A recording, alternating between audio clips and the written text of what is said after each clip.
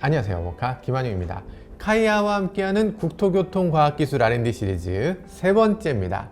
네, 차세대 모빌리티로 드론이 급부상하고 있죠. 당연합니다. 지금까지 인간이 수평으로만 이동했잖아. 그런데 위아래 이렇게 수직까지 활용하는 모빌리티로 발전하는 거, 이건 뭐 필연적이라고 봐야 되겠죠. 이 카이아에서 이 드론과 관련 있는 기술 중에서 무인 이동체 기반 철도 시설물 점검 자동화 시스템입니다. 어렵죠? 어려우실 것 같아서 저희가 요약해서 설명을 드리려고 해요. 뭐냐 하면 이 작업자들이 지금은 철도에 있는 뭐 철길이라든지 뭐 전선이라든지 뭐 등등등 여러 가지 시설물을 이걸 눈으로 보고 있어요.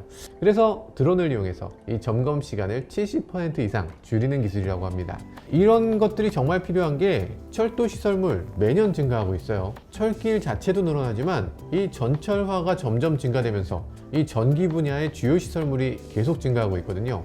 그래서 당연히 필요해서 나온 것이 이 무인 이동체 기반 철도 시설물 점검 자동화 시스템입니다. 그냥 달랑 드론만 띄운다고 되는 일은 아니에요. 철도 시설물 정기 점검을 하기 위해서는 고려해야 할 사항이 정말 많고 복잡합니다. 그리고 현장 작업자가 어차피 드론으로 이렇게 날리면 결국에는 에러가 발생하죠. 그러니까 현장 작업자는 수동으로 조작하는 일이 없어야 됩니다. 그냥 딱 누르면 알아서 가서 여기 문제 있구나, 없구나, 이런 것들을 다 파악하고 돌아와야 되는 거죠. 무인 이동체가 취득한 영상을 통합 관리하고 손상을 자동으로 진단하고 상태 분석할 수 있는 시스템까지 개발해야 되겠죠.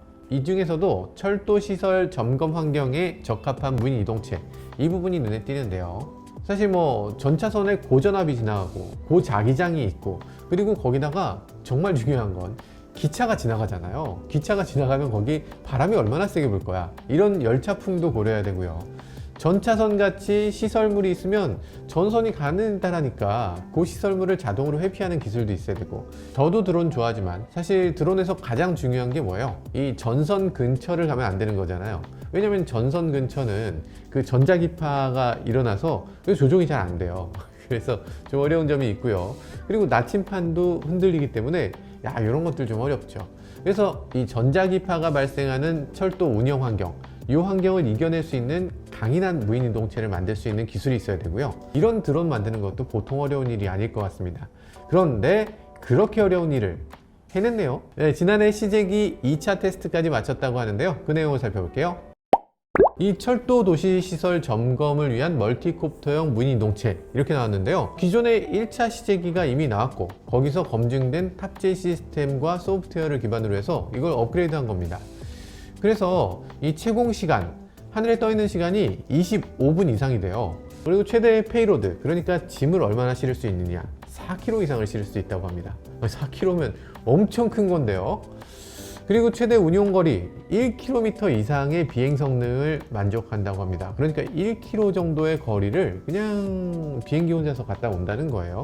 대단하죠. 그러니까 우리가 드론이라고 하면 보통 프로펠러가 4개 달린 거 생각하시잖아요. 이건 6개가 달려서 헥사콥터라고 하고요. 비행체의 응답성이나 내풍성도 강해져서 로터 크기는 상대적으로 줄이고 더 오랫동안 날 수 있는 그런 구조를 만들었다고 해요. 카메라도 하나의 카메라만 사용하는 게 아니라 이 점검용 카메라, 매핑용 카메라로 이렇게 변경할 수 있어서 임무를 다양하게 수행할 수 있다고 합니다. 그리고 비가 오는 날에 방수방진을 고려했다고 하는데요. 뭐 굳이 비가 막 오고 있는데 거기를 날릴 필요는 없지만 일단 갔다가 중간에 비 오면 어떻게? 중간에 비 와도 문제없이 돌아올 수 있도록 이렇게 방수 방진 기능까지 제공을 한다고 합니다. 그리고 사실 GPS 음영 환경도 있을 수 있거든요. 이게 자기장이 강한 곳이나 이런 데서 GPS도 잘 안 될 수가 있어요. 그래서 이런 상황에서도 계속 항법을 유지할 수 있도록 이 관성 센서도 고성능으로, 항법 알고리즘도 복합적으로 이렇게 구현했다고 합니다.